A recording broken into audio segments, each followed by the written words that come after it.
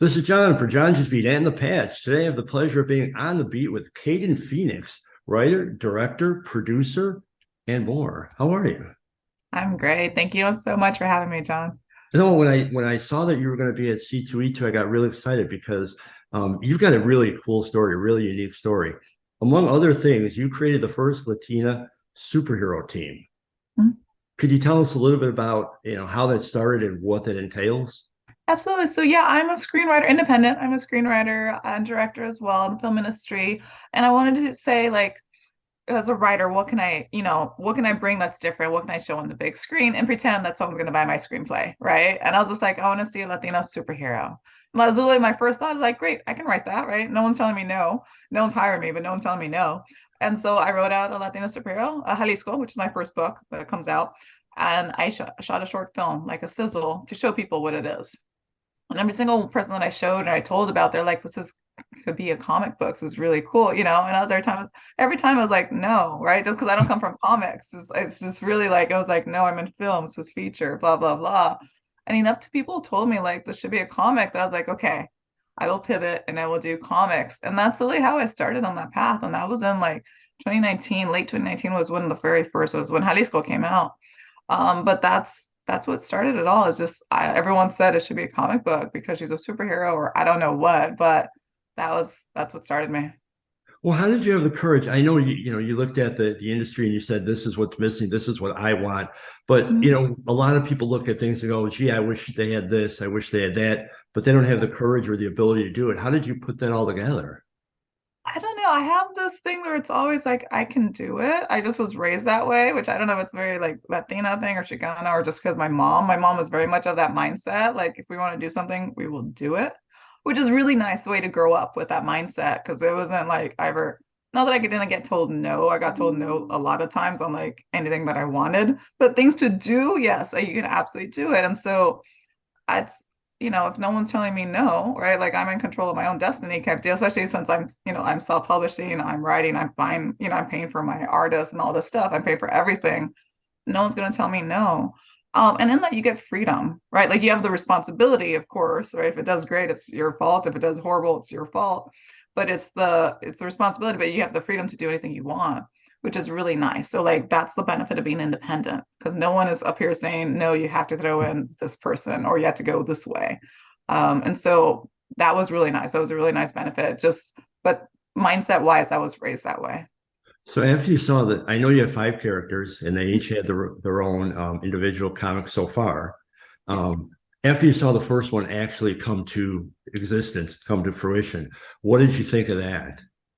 Oh, I was really well received. I went to LA Comic Con, really like I got invited, which is really nice. So I didn't have to pay for my table. But it was just like, wow, with one book. I mean, it was just really nice that it fit perfectly in. And I got a little bit of press, which is really cool. I got approached by an agency as well for representation. I didn't take it, but like just for that one book, just me and my big old table and my one book, it was very, very well received. I had a doll, like a little Jalisco doll, so like a Barbie with the Jalisco outfit, which is like the dress. And like all the little girls like ran up and they just stared at the doll, right? Because she's slightly dark, she's slightly darker skin, right? And like Froco dress, so it's ex-Mexican. And so like those are little things. It's just like, wow, like it's bigger than me, right? It's which is great. And I'm very happy that it is. It's just like it's bigger than me saying I want it on a movie. It's like these little girls can see themselves as a superhero now. Like we did not get that. I have my mom, right? Everyone has, their family, their parents to look up to, but like we don't see it on the big screen. We don't see it in book form either, if you're marginalized. And so that's something that, I didn't, not that I didn't necessarily think of going in, which I didn't, but it was like, what a great benefit. It's so much better than what I was expecting. I was gonna say that's got to be super cool to have all the little girls and probably boys too, I assume, because I mean I like comics, graphic novels as well. But it's got Mhm. to be really cool for you to see all the little girls come up there with the wide eyes, identifying with stuff like that. It is so cool. It's really amazing. That's why I say like it's so much bigger than me. And I'm so glad it is bigger than me. But yeah, like I can like because I think like who set up my cards, the older generation set up my cards. Who am I setting the cards up for? The younger generation, right? Like that's our jobs to turn back around and set up the cards for the next generation for a better future. And it's just even mindset, right? Like it's not like I'm giving them anything per se, but like let me change something in your mind to say, like, yes, of course you can do it. You can be a superhero. You can save, Metropolis. You can save the girl. You can save anything you want if you want to, because we don't get told that. Could you give us a little bit of background, if you will, on each of the five? Could I ask for Absolutely. that? Yeah. So Jalisco's my dancer that I was talking about. She dances flamenco, which is Mexican dance. She has a big old dress, blades come out of her dress.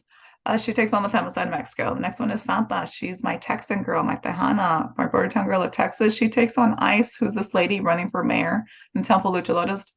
Santa has divine strength and deja vu. Next one is Loquita, Puerto Rican Cuban from Miami. She's my supernatural teen detective. So she fights demons while she goes to high school. Next one is Luruca, my Isla Chicana. That's where I'm from. She's my chola who has instant karma. So whatever you give her, she can throw back to you through magic. And the last one is Bandita, my Dominican gunslinger from New York. She has a bullet bounce, meaning she can point her gun to the wall. It ricochets off the wall. Bullets ricochet off the wall, to reach their target. I had to ask that because I've seen other interviews for you, and really I'm so impressed with the excitement and the passion that you have when you explain each of the characters. And probably because you've created them, but it's almost like they're your children, and I could tell that you really, really love those characters. Thank you. I too. And they're so much fun and they're different. Like you can't create something new in superhero, right? Like it's all been done, honestly. But mine don't fly around. They don't have like lasers going out of their eyes, stuff like that. But they are grounded because what they go after are social injustices, which are very grounded issues and very current issues as well, unfortunately. And so I made their powers grounded. You give them heart. All superheroes should have heart. Everyone has a heart, as a person. And so like they have great backstories because they're origin stories. So like I do root for them. I say I know they're fictional, but I absolutely root for every single one of them because you do want them to win. You do want them to save whichever girls from the social injustice. So you got the five characters; they all have their own graphic novel, and I know you're coming out. Are you coming out, or is it out? The team one, I have the team one right? out already. Yes. Okay. Will there be more? I'm assuming there'll be more of Yes. them as team. So there is a team one out already. There will be a volume two of all of them as well. So each individual one will have a volume two, and that I believe starts next year. Right now, I'm wrapping up the Princesses, which is my new series coming up for this year. That's for younger, much more elementary, all ages. There's no social injustice. They're just princess adventures. And then next year starts, of course, the volume two of the superheroes. Wait, which one is? I'm sorry, the last one you said was what? The Majestics, my princess ones. I have Native and Latina princesses coming out. So I have two of them out already, and then the next three come out. So it's the same setup, like five origins and then the team up, but just in a princess world. Very cool.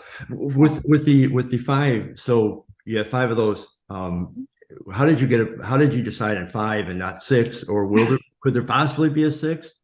There could absolutely always be a six or a seven, but I don't know. I just thought of five because I like the number five, honestly. There's there's no thought to that one at all. It works. So the enemies that they're fighting are more like social issues as opposed to like villainous creations. So there are villains. Every single one has to have like a personified every social injustice as a villain, so as a person. So ICE, right? Like we know ICE is with the detention centers and ICE itself, the organization or the company. But it's for me in the book in Santa, it's Irene Chavez Estevez. So it's one lady with the initials of ICE, and she's literally exactly like ICE. If you go against her, she's going to throw you in the detention centers, regardless of your immigration status. Like it doesn't matter, right? Because we're in Bordertown, Texas anyway, so like you already know why. But like it's just that, it's like if you go against her, that's the reason why, right? Which is very much kind of like ICE, like it doesn't matter if you have your papers or not. If they want to take you, they'll take you. And so I did that with all of them. Malinche, who's our villain in Jalisco, that's the femicide. So she's in charge of the femicide. Same thing, domestic violence is for Bandita. So, that one's a little bit darker, of course, but there's Luna Loca, which is our villain. Same thing. So there's definitely a villain on every single one of them. So, yeah, I mean, you mentioned dark, obviously social issues, serious social issues. You mentioned some darker, themes. How do you balance like the entertainment with the teaching, if you will, or the learning aspect? So at the end of the day, it's still a story, and I'm a storyteller, right? Like you're reading a book for entertainment. That's the truth of it. And so to balance it, it's just the underlying issue. It's not me preaching to you or telling you, 11 girls are killed a day, blah, blah, blah. I don't have any of the facts in that.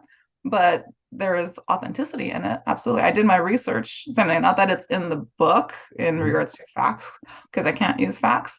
But I do utilize some imagery for sure of what I've seen within all the social injustice, because I had to look up all of them. I had to understand it as much as I could, because it's not connected to me per se. But same thing, I do need to understand everything to bring justice to those girls. And so it is an underlying issue. It is part of the story, and that's who we fight for. So obviously we fight, with our lead character, with our superhero, but it is a story of a girl having her origin story and becoming a superhero. And that's something that I always, you remember, right? I do 3 act structures because I still write screenplays, and so it is the story of the arc of the lead character. And I know your background in screenplays, and in other interviews, I know you've spoken about turning any of these eventually into a screenplay. But do you worry about casting the characters just and kind of ruining? I don't know how to put it. Like you as a in a comic book, they have it's a little bit more to the imagination of the viewer, as opposed to if you put a certain body to it, then you kind of develop that personality. Is that a concern at all? No, I think honestly, like I know I'll have some say in it. I won't have the ultimate say, of course, when it comes to features, but I do like to keep it authentic. I very much purposely chose different like cultures within or heritages within the Latina diaspora. Like I have a Dominican, I have a Chicana, I have a Puerto Rican, Cuban, right? I have a Mexican. And so like to maintain that like consistency, right? Because it is still authenticity. Like there's a superhero that's based in Mexico, then she's Mexican. We should have a Mexican actress, right? Like whether they look exactly like the character, it's open. Like we change characters left and right in all the movies that we see, right? Like look at Namor, or in the Mud, like he was a blonde, now he's a dark-haired, person, and that's fine. He still plays the same character, like his voice is still the same. And so I'm open to stuff like that. I'm not very hardcore and very much kill the baby with the bathwater type deal. But if it makes it better, that's always if you can make it better, then of course, why not make it better? Sure, sure. So this Friday, Saturday, and Sunday at Yeah. C2E2, you're going Mhm. to be there presenting all your cool stuff. I am, yes. Do you? I don't think you've never been to C2E2. I know you've done other conventions. Uh-huh. Is there anything in particular, aside from promoting your stuff? Is there anything that you're looking forward to at C2E2? Well, I'm staying by the Riverwalk, and so I mean, I know this isn't C2E2, but for Chicago, I'm staying by the Riverwalk because I know like Chicago's known for the architecture, which I love architecture. And the food, right? That's your main 2 things. So that I'm always looking forward to. But Artist Alley, like Repop does great artist alleys, right? Like New York Comic Con. I just came back from Seattle as well, from Emerald City. And so like their artist alleys are really amazing. They have really great creators and artists there. And so that's always something I'm always looking forward to. Do you know your booth yet? Yeah, I'm V4. V4 in Artist Alley. Yes. Awesome. I'll see you there because I will be there. I will be there all 3 days. So I'll certainly Awesome. look for you. Before I let you go, and again, I really appreciate your time. Tell everybody where they can find more information about you and your books and everything. Okay, so C2E2 on V4 or V3, one of those 2. But you'll see me, I have a pink banner and a pink table. Otherwise on the line, it is at latinasuperheroes.com. So plural, Latina Superheroes. And then my Instagram is exactly the same. It's Latina Superheroes. Kayden, it's been really a pleasure. I think the characters are great. I love the concept. I applaud you for developing characters when you felt that there was a need, and for giving hope. Maybe hope isn't the right word, but for giving role models to young people out there, and maybe even maybe some of them will take what you've done and bring it a step further, like you said, like carry it Yeah. further. So I really appreciate that. I really look forward to seeing you at C2E2.